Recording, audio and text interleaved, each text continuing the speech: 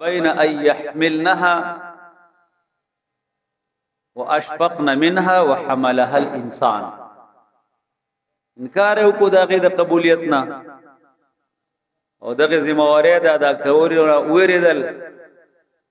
او دا بوج او د امانت د اوچتولو ذمہواری انسان واغستا. نو دې امانت نه مراد دا دی چې الله تعالی یا خو په دې ځمکو اسمانونو په دې ټولو کې شعور پیدا کو او ایک اغي ته د دې خلافت د ذمہواری د سپارلو هغه ورته پیش کړه چې دا کارونه بس تاسو ذمہواری د احکامات دا پورا کول د دې د پورا کولو په نتیجه کې به تاسو ته جزا ملاويږي د الله رضا به ملاويږي او د دې د نه پورا کولو په نتیجه کې به تاسو معذب کېږئ. نو دغه امانات د هغې د اوچتولو نه د ټول کائنات هغې ته د خپل عجز اظهار وکړو. او انسان الله تعالی داسې یو په دې مخلوقاتو کې یو مخلوق پیدا کړی چې دې زیات وړوکی دی او په ظاهر ډېر کمزور هم دی. الله فرمایي چې وخلق الانسان ضعیفا، خو الله ولا عقل ورکړی دی، شعور ورکړی دی، تمیز ورکړی دی، پوهه ورکړی دا. نو په هغه کې دا صلاحیت شتا او الله تعالی د دې لپاره پیدا کړی دی انسان دا بوج اوچت کو. الله تعالی دغه انسان په باره کې فرمایي چې انی جاعل فی الارض خلیفہ، د زمګه کې خپل نائب او جان نشین پیدا کوم. نو د نائب او د جان نشین کاروم دای چې هغه خپل مالک کم څه حواله کی، کم امانتونه ورته وسپاري، نو هغه بم په اقی سیس کې استعمالي او باغ حدودو کې باغ خپل اختیار استعمالي سمره چورته مالک ویلي، دا غینه بن زیاته کې نه بدا غینه کمه کوي. زګه دې په خپل باندې اختیارمن نه دی کنه، د بل چا نائب دی، بل چا ورته اوس سپارل دی، بل چا سره امانت خو دی. نو دې په هغه کې خیانت نه کوي. نو په انسان کې دا صلاحیت شته چې هغه دا پوره کی او دا امانت اوچت کیو، دا بوج اوچت کی. والله تعالی فرمای انه کان ظلوما جهولا، ظالمم دی او جاهلم دی. ولې د دې امانت د پوره کولو د ادا کولو صلاحیت پکې الله تعالی اچولې دی. الله ولدا یو حیثیت ورکړې دی، دا استعداد پکې دی. خود دې باوجود دغه د پوره کولو نه انکار کوي یا د هغه امانت کې خیانت کوي، په دې لحاظ سره ظالم او جاهل دی. نو یو خدا امانت دیم قران عظیم شان کې الله تعالی ول پیغمبر تم فرمایي او عام مومنانو ته حکم دی چې الله تعالی فرمایي ان الله یأمرکم ان تؤدوا الامانات الى اهلها واذا حكمتم بين الناس ان تحكموا بالعدل. الله تاسو ته حکم کوي چې امانت هغه حقدار ته حواله کړي، او کله چې د خلکو په منځ کې فیصله کوي نو فیصله په انصاف باندې کوي، ظلم مکوي په فیصلو کولو کې. نو دلته الله حکم دی چې څوک د کم امانت حقدار دی هغه ته هغه ورسوا. یعنی چې کم یو سړی د کمی ذمہواری د اوچتولو صلاحیت لري، استعداد پکې، نو هغه ذمہواری هغه ته حواله کا. یعنی یو سړی کې پرس کا د یو کار کولو استعداد او صلاحیت پکې نه یو، هغه ته تاواله کینو دا بیا خیانت دی. او چې بچا کې ذمہ داري د پوره کولو صلاحیت پکې دی او نه والا کینو دام بیا ستا په خپل اختیار په استعمالولو کې خیانت دی. بس حقدارو ته دغه حق ورکا او بیا دا پر روایتو کې راځي چې کم چې د کعبه کلید بردارو عثمان بن طلحه دا غنمو د هجرت نمخ کې رسول الله صلی الله علیه وسلم هغه کعبه ته د ننوتونه بند کړو کنه رسول الله صلی الله علیه وسلم ورته فرمایلی یو وخت راشي عثمان دا زما پلاس کی دا چابي چاله چې ورکول غواړم مغلب ورکوم څوک چې ته من کوم هغه ته بندوم هغه خو خبره واورید او خبره تیر شو مکه فتح شو اگر چې د مخ ایمان راوړې دي چې څنګه مکه فتح شو رسول الله صلی الله علیه وسلم راغې بیت الله شریف ته کعبه ته نه وته بوتانه مات کړل او دغه یو आवाज جاء الحق وزهق الباطل ان الباطل كان زهوقا حق راغې او باطل زائل شو باطل دې د ختمېدو لپاره وراو غوړ عثمان راولې چې هغه کله راوستو نو چابي ته واغستا نو وز د الله د کور نگرانی کول د هغه خدمت کول ډېر لوی اعزاز دی او بیا خود کعبه شریف بیت الله شریف دا خود ټول نه لوی اعزاز دی نو د هغه د پاره مختلفو خلکو علی رضی الله تعالی عنہ د الله پیغمبر مونږ ته حواله کا نور صحابه کرام هرچا الله د طرف نو کوم راغی چې ان الله یامرکم ان تؤدوا الامانات الى اهلها حکم کوي الله تعالی تاسو ته چې امانات دغه حقدار ته حواله کړي نو معنا دا دا چې دا کلید بردار کعبه عثمان بن طلحه دا چې کوم دین او دا د دې قابل دی چې هغه دی د بیت الله شریف د دې د دې دروازې د چابي او د دې د نگرانی دی په دې کې پاتې شي نو نبی صلی الله علیه وسلم ول ورکړه وی فرمایل ورته چې دا به هیڅ څوک تاسو نه اخلي سوا دی او ظالم د جابر نه اوسم دا ویل کې دا وی په نسل کې هغه سلسله اوس پور را روانه ده په دې ځای باندې بیا علماء کرام ډیر زیات بحث کوي چې ګوره یو امانت مونږ چې څنګه امانت وایو نو زمونږ په ذهن کې یو خبر راشي چې لکه په امانت کې خیانت کول نه دی پکار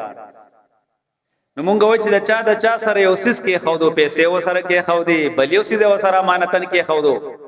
بس دې په هغه کې خیانت نه کوي زمونږ دا محدود غونته تصور شي نو دام ټیک تا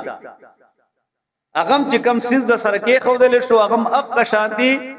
پورا ادا کول دا د مؤمن شان دی او دا د ایمان تقاضا ده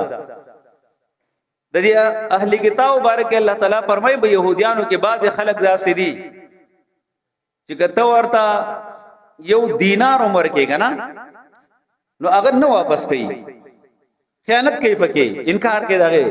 بعض بګی داسري چې لوی دولت ومل ورکینو هغه سکی هغه خیانت نه کوي خود دې امانت سره سره ما مخ کې رزق کو چې پرس کا یو کس د بل سره یو سیس کې خو دی یا سور د سپارلې یا پرس کا یو ریاست چاله او ذمہواری لګولې ډیوټي ولې لګولې نو دا امانت ته دا چې څومره په سرکاري محکمو کې کار کوون کې دي یا بغیر سرکاري محکمو کې دي یا انفرادي چور باندې چا سره مزدوري کوون کې دي یا د چا په دکان کې کار دا ټول څومره خلک ملازمین نو په دې باندې د دې سره دا عہده یا دا ذمہواری دا ډیوټي دا امانت ته اوس په دې کې کمه کول د خیانت ته یو سرکاري ملازم دی سټیټ هغه د پارا جاب ورکړي دی او بیا ورته دیوي دا د جاب ډیسکرپشن دی یعنی دا ستاسو ذمہواری دي دا کارونه بکې او دا کارونه بنکې دې خپل عہده نه با غلطه پیدا نه اخلي نو چې ترسو پورې د اغه لحاظ ساتي نو دا د امانت تقاضې ادا کوي او دا خپل امانات پوره کوي او چې په کم ځای کې دا د خپل عہده نه د خپل منصب نه یا خپل چې کوم دا نوکری ده هغه ډیوټي په صحیح طریقه باندې نه ادا کوي نو په دغه ځای کې دا خیانت شو نو بیا د سړی هر سړی د ګوري په خپل ځان باندې سوچ کوي چې کپرس کوي او نوکر دی او هغه ته نوکر جاب ورکړی شوی دی او هغه له تنخواه ورکول کیږي نو دا هغه نه دا وعده غسته شوی دا چې تب دا وخت چې کم دی دام د دې کار د پاره استعماله د دین علاوه بل څه به نه استعماله لکه زمونږ پرس کو استاد دی لیکچرر دی بل یو معلم دی نو هغه ته حکومت پاکستان تنخواه د څور کوي چې ستا سره دا ذمہواری ده چې د قوم دا بچی دا ته حواله شول تا ته به دې په نتیجه کې دومره پیسې د تنخواه درکړی کیږي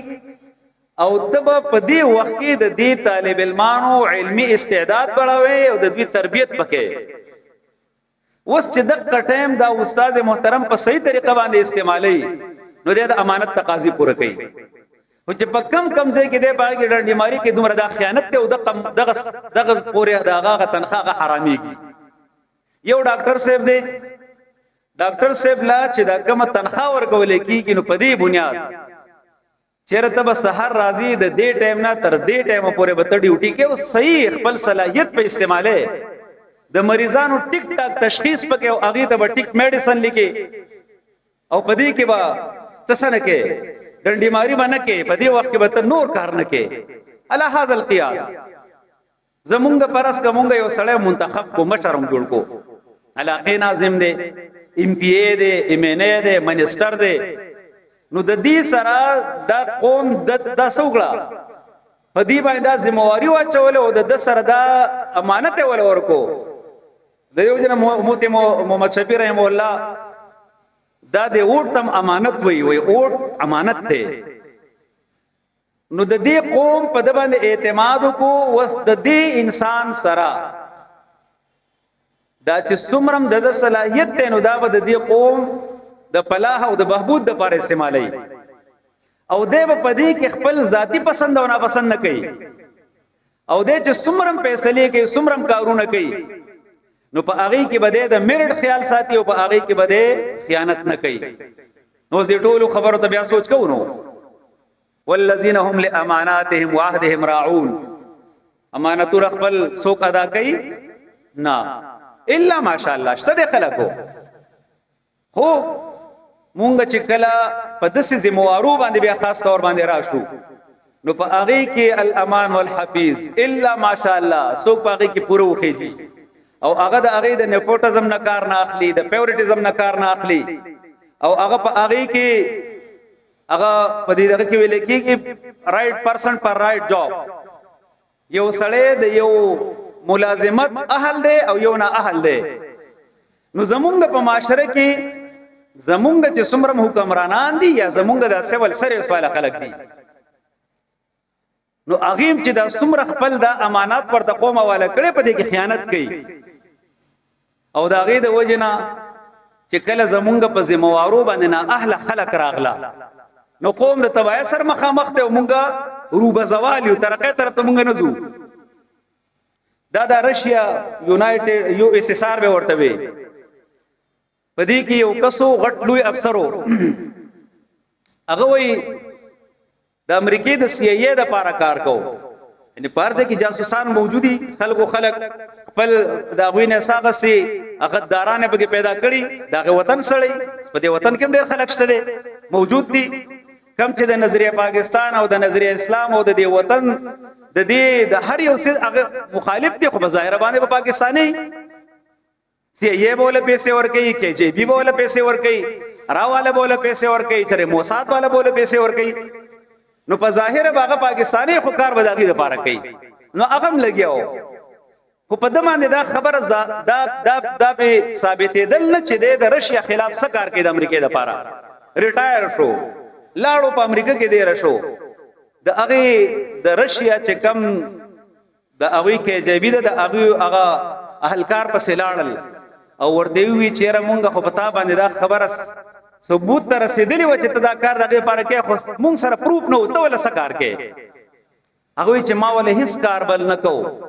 یو ذمہواری راته حواله کړی و چې په هر اهم عہده باندې نا اهل سره کې نوا کم ځکه چې عہدی دي نو په هغه ځکه هم دغه د روس سره دي هم روسي جبه دی وي دا وی ډیګری دی وسره خو چې باغه کې اهلیت نه باغه کې صلاحیت نه دا خپل منصب د چلولو نو په دغه بنیاد باندې چې کله یو قوم په داسې طریقه باندې د هغه په اهم مناسب باندې هغه خلک راځي چې بچا کې اهلیت نه موجود بچا کې صلاحیت نه موجود نو دشمن ته یې سجت نشته دی او دغه کار زموږ سره روان دی دغه کار زموږ د وطن سره روان دی. الله دې وکړي چې دا احساس او شعور په موږ کې پیدا شي چې کم سړی د کم سیس اهلیت پکې هر څوک چې دی خو چې بده کې اهلیت موجود دی نه کنا اهل سړی دی خو چې زما د جماعت سره تعلق دی زما د پارټي سره تعلق دی نو هغه د لوی منصب څه دی د هغه مستحق دی. او کله بل یو اپوننت کیم سره تعلق دی او ډیر با صلاحیت سړی دی دی وجنرونو دی وطن قابلیت لاړو یورپ ته لاړو امریکای ته لاړو نور ملکونو ته لاړو هغه ورته برند ډرین ورته ویل شي قابل ذهنونه هغه خپل ځان ته راخ کودل ولې راخ کودل ځکه په دې وطن کې مونږه د قابلانو خلکو یو خود هغه سنشتا دا هغه اهمیت نشته ده قدر نشته ده او بل دا هغه سره سره مونږه اقربا پروریدا نو په اهم حدود باندې چرته کې مونږه با صلاحیت سره نه راولو. بهرحال ما عرض کو مومن الله تعالی فرمایي د صفات د چې دی به د امانات او خیال ساتون کوي امانت کې به خیانت کوونکې نه او بیا د نبی کریم صلی الله علیه و آله وسلم ګڼ احادیث په دې باب کې وارد دي. نبی صلی الله علیه و آله وسلم فرمایي چې لا ایمان لمن لا امانت له هغه سړی مؤمن نه دی چې څوک په امانت کې خیانت کوي. نو آیا په خیانت باندې یو سړی کافر کیږي؟ نو نه کافر کیږي نه او کامل مومن نه دی د ایمان تقاضی پور نه کړي. او بیا د نبی صلی الله علیه وسلم ډیر شه احادیث پدې کې دي. نبی صلی الله علیه وسلم فرمایي د منافق سونه خدي. نو د منافق دوه اقسام دي یو منافق اعتقادي دی یو منافق عملی دی. اعتقادي چې عقیده د کوپری د سلالچ لپاره د دنیاوی غرض لپاره د اسلام لوباده غوستي او منافق عملی هغه ته ویل شي چې عقیده خود اسلامي ایمان برابرۍ خو عمل د منافقانو بشانتي. نو نبی صلی الله علیه وسلم فرمایي یو حدیث کې درې او په بل کې سلور نه ویل دي. نو یو نه خدا دا چې په امانت کې څه کوي خیانت کوي. یو حدیث کې اول به کې دروغ راغلي اذا حدث كذبا کلم چې خبرې کوي دروغ وایي کله چې سره امانت کې خو دې شي خیانت کوي او کله چې وعده وکړي نو وعده خلاف ورزي کوي وعده ماتي او چې کله د چا سره مخالفت راشي اختلاف راشي جګړه راشي نو بیا بهودگی کوي بیا داسې کنزل کوي او داسې بد رد وایي چې د شرافت هغه لمن تار تار کی. نو دې ته چې سړیو ګوري نو الله دې خیرو کې چې څومره خلک به موږ د دینه بهر یو. خو زمونږ د موضوع سره دغه چې نبی صلی الله علیه وسلم فرمایي په امانت کې به خیانت کوي او دویم د خپل وعدو په پوره کول کې نه. نو دا وعده د خپل رب سره کړی دا کما چې لوی وعده وا الستو بربکم او دا غین علاوه بیا چې شعوري تور باندې یو انسان په خپل باندې چې اشهد ان لا اله الا الله واشهد ان محمد رسول الله او کلمه وی چې لا اله الا الله محمد رسول الله نو دې عہد کو کنا پیمانه کو کنا وعده وکړه کنا گواہی ورنکړه چې دې خبره گواہی ورکوم چې د الله نه ما سوا بل څوک مشکل کشا نشته ده څوک فریاد رس نشته ده څوک داتا نشته ده څوک گنج بخش نشته ده څوک غیبدان نشته ده څوک حاضر او ناظر نشته الا الله مگر یو الله ده معبود برحق بیا د هغه نتیجه شو چې د ټول صفات معلوم دي معبودم دي داغه نه ما سوا بل څوک او محمد صلی الله علیه وسلم د الله بنده او د الله استاد او رسول دی. نو دا وعده شو وس د دې وعده خلاف ورزي باندې کې بیا وعده د انسانانو د دوه انسانانو د یو بل سره یا د یو انسان د یو ریاست سره یا د دوه قومونو د یو بل سره هر لحاظ سره چې کله وعده دی وکړه بغیر د عذر خپل وعده ماده نه دیو جن د نبی صلی الله علیه وسلم چې کوم صفات بیانېږي نو د پیغمبره ملاویدونه مخکې پکې دا وکنه الصادق الامین رښتونه او په هر حال کې رښتیا وایونکې چرتم خلاف واقع خبره کوونکې نو او دویم امانتدارو او وسره دا چې د چا سره به وعده وکړه وعده پوره کوله مشهور واقع ده یو کس سره معامله وکړه د غسو خرڅولو او رسول الله صلی الله علیه وسلم ورته فرمایل ز بدلته اور دې زرا اعظم دلته انتظار وکا لاړو د سړي نه خبره یې راټوا پدنه مورز ورته ور یاد شو نبی صلی الله علیه وسلم چې کله هغه کس راغی وې زمانه هیر شوی رسول الله صلی الله علیه وسلم ورته فرمایي مال ډېر تکلیف راکو خو نبی صلی الله علیه وسلم دلته به ملاویږي په قضا ولاړ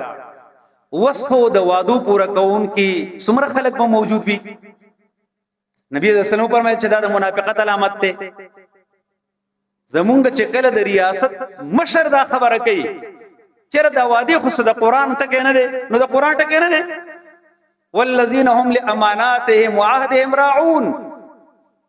نو تبګه چې کله پرس کا زمونږ حکمرانان او زمونږ سیاستدانان هغه د دې خبره باره کې چې نمړه واده د خنن وشو سبا ختمه یې صفت خبر نه رات گئی بات گئی مسله شوا ها مومن چې په هر شان باندې ادي وجنا قران عظیم شان کې الله تعالی په صراحت سره فرمایلی دي کله یو مشرک قوم سرم ساکل وادین او هغه وادي خلاف ورزي به نه کې د وادي عهد شکتی به نه کې نبی صلی الله علیه وسلم په میدان قتال کې چې د چا سره څنګه واده هغه سره پوره کړی دا وادي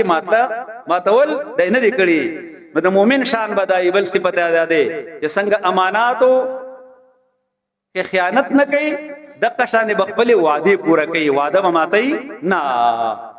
او مخکې بس الله فرمایي چې بل صفت ده چې دا د خپل منځونو حفاظت کوونکی نو د موز آغاز کې مو د ایمان نه بعد وی چې په موږ کې خشوع کوونکی نو مطلق مظهر او موسی کاغه فرض دی او کاغه واجب دی او که سنت دی او که نفل دی او په موږ کې عاجزی کوونکی خشوع کوونکی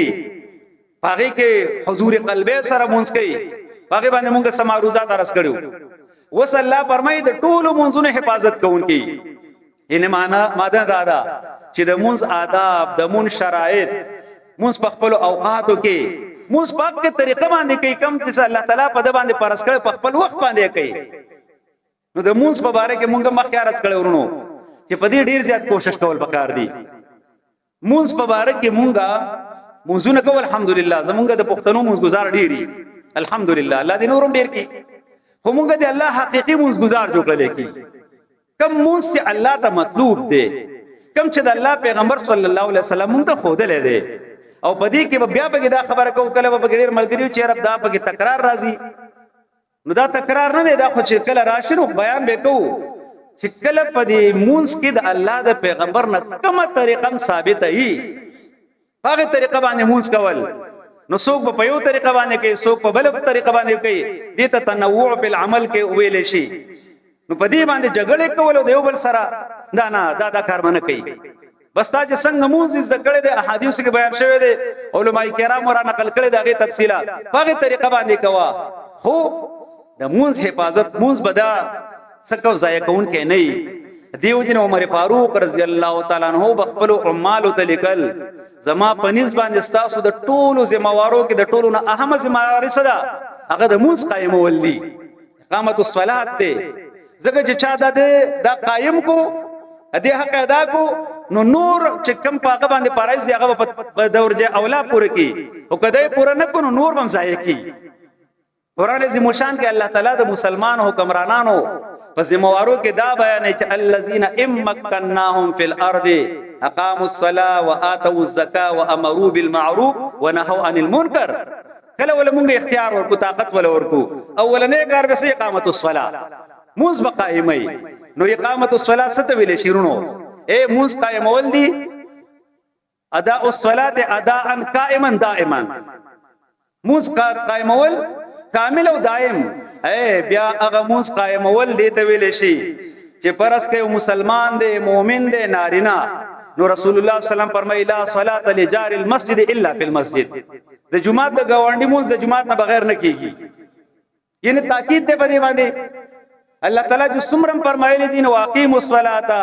یقیمون الصلاه اقامت نماز نماز اقامت بیا ده چې په کومه معاشره د مسلمانانو وي نو د اسلامي ریاست اولنې ذمہواری ده چې کومه سوسایټي کې مسلمانان اوسېږي نو هغه له مسجد تعمیر کوي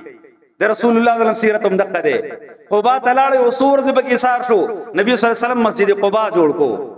مدینه ته څنګه لاړو اولنې کار دا وکړو دو یتیمان دی دغه نه زمکه واغستا او رسول الله صلی الله علیه وسلم مسجد نبوي تعمیر وکړو نو دا د اسلامي ریاست ذمہواری ده چې جمعهونه و جوړي بیا دا د ریاست ذمہ داری ده چې په جمعهونو کې به مؤذنین په جمعهونو کې امامان په جمعاتونو کې چې داغه د پاره څومره د ټولې ذمہواری به څوک ورکړي؟ دا د ریاست کار دی. و زمونږ ریاست دا کار کوي نه غل دینه خبر هم نه دي، بلکې اخو هغه جمعاتونه عموما د هغه په باره کې د هغه ډیر ځته بدره وایي چې هغه د بندولو کوشش کوي چیرې به دا انوسینه د ناغسیو دا چلې نه مسلمان ریاست او والی به ټول نه ولنه کار دی. اورونو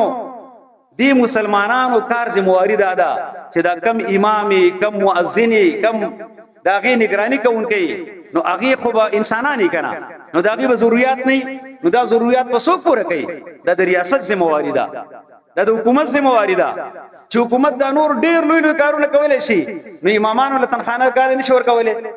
مؤذنینو له تنخواګان نشي ورکولای. نو مونږ وایو په دې تیر ګورنمنت کې چې دا کم کار کړی دی دا تیر ګورنمنت اوسم په دې صوبه کې دا وی دی په تیر کې مو چې امامانو له تنخواګان ورکول ښه کار کړی دی، مونږ داغه حمایت کوو. اوس که په پنجاب کې پرس کدا کما بیبي ناشته ته نو د خزه خو ګمرانی شته دی نه، اول خو د شریعت خلاف ده. رسول الله صلی الله علیه وسلم فرمایي هغه قوم بچرته کم کامیاب نشته کم خپل اختیار زنانو ته اوسپاري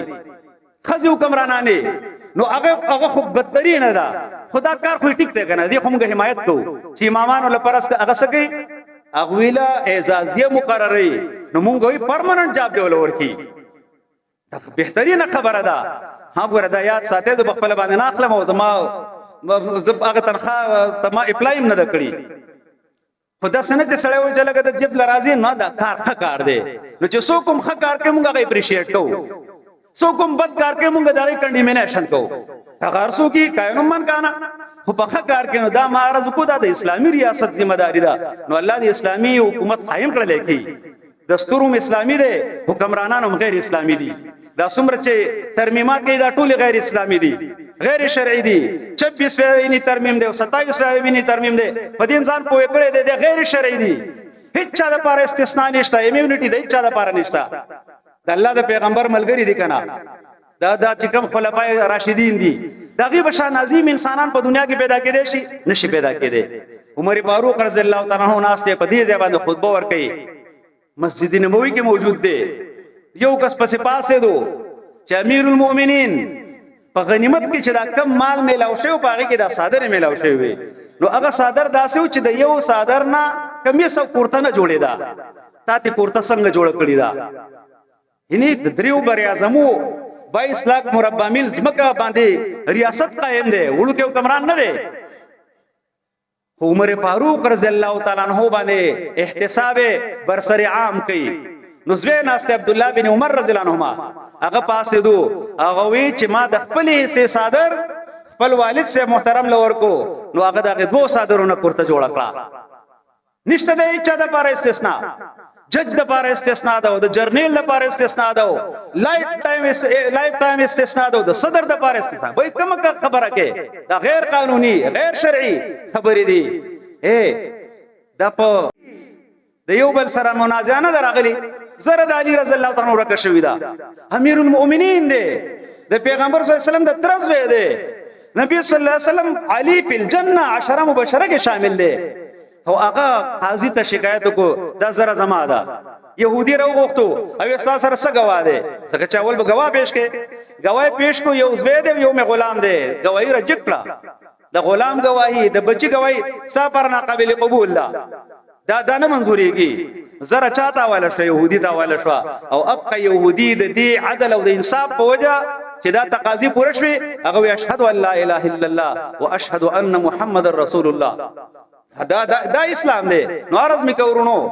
چې دا هغه ذمہواری ده چې هغه په ریاست کې مساجد به جوړي، مدارس به جوړي او دا هغه پوره اهتمام وکړي او هغه وسکي د جمعهتونو د آباد کار وکړي. الله فرمایي دا صفاتونه چې پچا کی نو دا وارثان دي. په میراث کې ورته څه ملاويږي؟ الفردوس، جنت الفردوس ورته ملاويږي. الله دې موږ ټول نصیب کړي کی. نبی صلی الله علیه وسلم فرمایي د الله نه چې کلم دعا غواړي نو د الله نه جنت الفردوس غواړي. ولدا اعلاهن د ټولو نه غوړه، اوسطهن وفوقه عرش الرحمن، د پاسه به د الله عرش ته غوړه جنت ته. خدا صفات چې بچا کې راشد اغي د پاره ده چې دا څه لغویاتو لا یعنی فضول کارون ځان منه کون کې دي، د زکات په طریقه باندې عاملان دي. او د قشان د فسق او فجور نه بدکارونه دغه سيزونو نه ځان ساتونکي دي سوا د خپل حلال جائز نکاح په صورت کې او مخکې بسوي چې د خپل امانتونو او د خپل وعدو پوره کوونکي دي او د ټولو منځونو د هغه حفاظت کوونکي دي دا خلک وارثان دي دي تبا په میراث کې جنت ملاويږي او دا جنت کې بدا د همیشه د پاره هم فيها خالدون همیشه به بدغه کې الله دا صفات په موږ کې پیدا کړل کې کم چې انفرادي صفات دي هغه د الله تعالی په موږ کې پیدا کړي کم صفاتنا مقبوح صفات مذموم صفات دي الله دا غنه موږ وساتل کې او الله تعالی دې زمونږه او تاسو د خپل دین صحیح سمج صحیح علم نصیب کړل کې دا غي د عملی تقاضو پوره کول د الله تعالی موږ توفیق را نصیب کړل کې اقول قولي هذا استغفر الله لي ولكم ولسائر المسلمين واخر دعوانا الحمد لله رب العالمين